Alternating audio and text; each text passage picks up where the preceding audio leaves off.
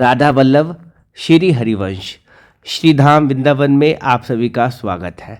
श्रीधाम वृंदावन में घूमते घूमते हम पहले तो पहुंच गए प्रेम मंदिर के सामने। तो आप भी सबसे पहले प्रेम का प्रतीक प्रेम मंदिर के दर्शन कर लीजिए और बोल दीजिए राधे राधे। और उसके बाद में हम पहुंच गए परिक्रमा मार्ग में बने अनिरुद्धाचार्य जी महाराज के श्री गौरी गोपाल वृद्धाश्रम। देख लीजिए कितना सुंदर ये आश्रम बनाया गया है और देख लीजिए इसके अंदर मंदिर भी बनाया गया है। गौरी गोपाल आश्रम के अंदर इसके अंदर कई हजार लोग डेली प्रसाद ग्रहण करते हैं, भोजन ग्रहण करते हैं और साथ ही साथ हजारों की संख्या में यह माताएं और बच्चे रहते हैं जिनका सारा का सारा पालन पोषण से लेकर हर चीज़ की व्यवस्था हमारे अनिरुद्धाचार्य जी महाराज जी करते हैं। तो देख लीजिए कितना सुंदर ये आश्रम है और आश्रम के अंदर बना हुआ कितना सुंदर विग्रह है भगवान का, वो भी आपको दिखाते हैं। तो चलिए आप भी दर्शन कर लीजिए सुंदर से विग्रह के और देख लीजिए राधा और कृष्ण की कितनी सुंदर सी छवि आप सामने देख रहे हैं।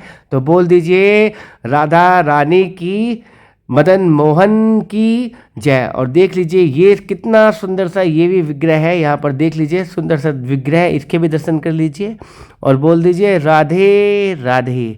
राधा वल्लभ श्री हरिवंश और राधे राधे। तो चलिए और भी आपको देख लीजिए कितना सुंदर सा ये आश्रम है, कितनी सुंदर इसमें मूर्तियाँ हैं। अब आप राम दरबार के दर्शन कर लीजिए।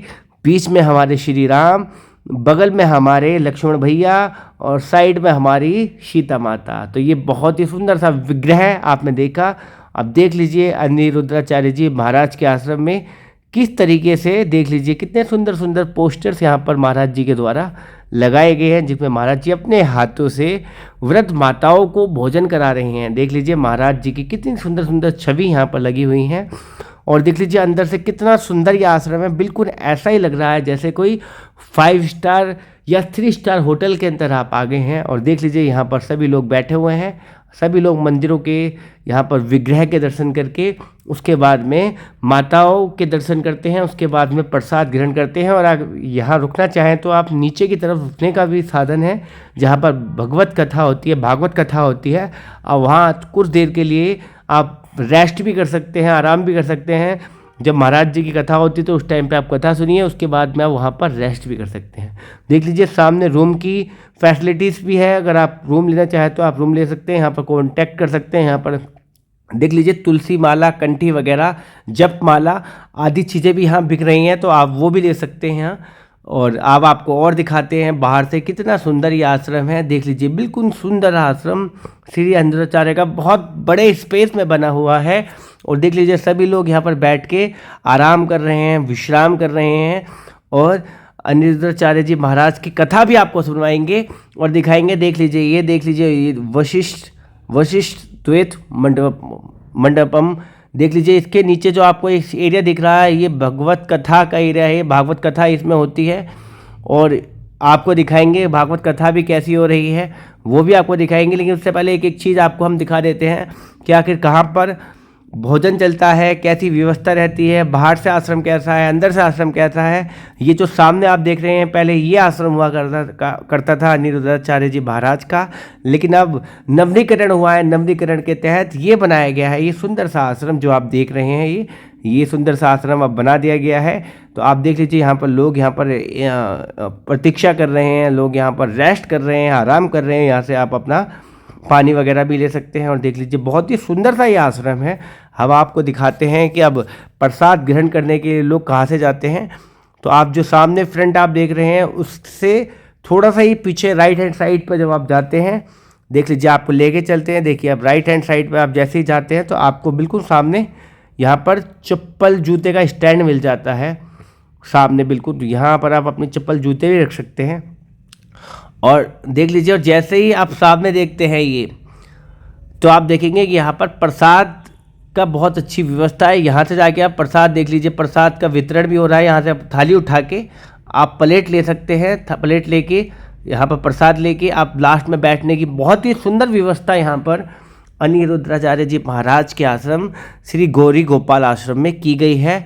तो देख लीजिए ये सुंदर सा नज़ारा है गौरी गोपाल आश्रम का।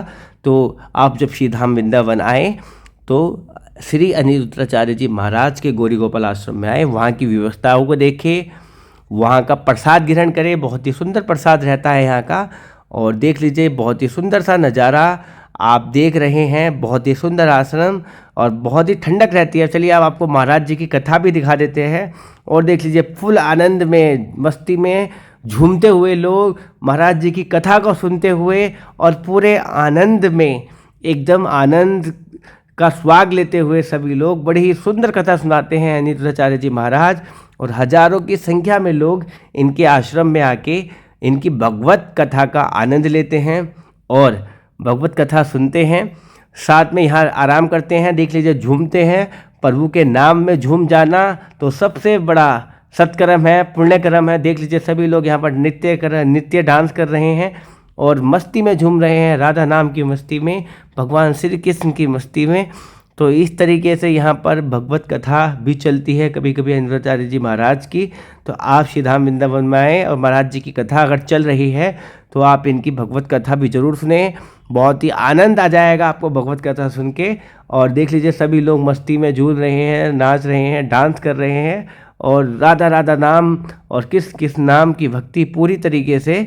अब भागवत कथा सुनने के बाद फिर हम शाम हो गई थी, हम चल दिए यमुना के घाट पे। वहाँ पर आरती चल रही थी यमुना मैया की, तो हमने भी यमुना मैया की आरती ली और आप भी देख लीजिए या यमुना मैया की आरती कर लीजिए। बहुत ही सुंदर आरती होती है। आरती से पहले यमुना मैया के बारे में बताया जाता है, ब्रज मंडल के बारे में बताया जाता है, ब्रज के क्या क्या नियम हैं वो बताए जाते हैं, ब्रज में आके क्या करना चाहिए वो बताए जाते हैं, ब्रज में घूमने के कौन कौन से स्थान हैं वो बताया जाता है। उसके बाद में फिर आरती की तैयारी की जाती है, उसके बाद में फिर यमुना मैया की आरती होती है। तो देख लीजिए कितनी सुंदर आरती यहाँ पर यमुना मैया की हो रही है, बिल्कुल मन को आनंदित कर देने वाली आरती। तो जब भी आप श्री धाम वृंदावन आए तो कोशिश करें कि आप वृंदावन की आरती, वृंदावन के वृंदावन में यमुना मैया की आरती जरूर अटेंड करें। आपको ऐसा आनंद आएगा, आपको इतनी प्रसन्नता लगेगी कि मैं उसको शब्दों में बयान नहीं कर सकता। मन मुग्ध कर देने वाली आरती यहाँ की होती है, बहुत ही सुंदर सी आरती यहाँ पर होती है। उसके बाद में आप यहाँ का प्रसाद लेके फिर आप चाहे तो अपनी परिक्रमा में आगे बढ़ जाएं या अपने दैनिक कार्यों में, जो भी आपको, अगर आप परिक्रमा नहीं कर रहे हैं सिर्फ घूमने आए हैं तो आप बैटरी रिक्शा लेके भी अपने स्थान तक जा सकते हैं। लेकिन एक बार जब भी श्री धाम वृंदावन आए तो यमुना मैया का आचमन करके यमुना मैया की आरती पूरी सुने, पूरी करें। फिर आप देखेंगे कि आपको जो प्रसन्नता का अनुभव होगा उसको मैं शब्दों में बयां भी नहीं कर सकता, इतना सुंदर अनुभव होता है। तो हमने भी यमुना मैया की आरती करी। आरती देख लीजिए, मैं था, मेरे साथ में हमारी सोलंकी मैडम भी थी, तो हम दोनों ने यमुना मैया की आरती करी और बहुत ही आनंद आया यमुना मैया की आरती को सुनकर, यमुना मैया की आरती करके। तो बहुत ही सुंदर सा नज़ारा था और आप भी देख लीजिए, सामने से दर्शन कर लीजिए यमुना मैया की आरती के और बोल दीजिए राधे राधे। और मिलते हैं नेक्स्ट वीडियो में। राधे राधे।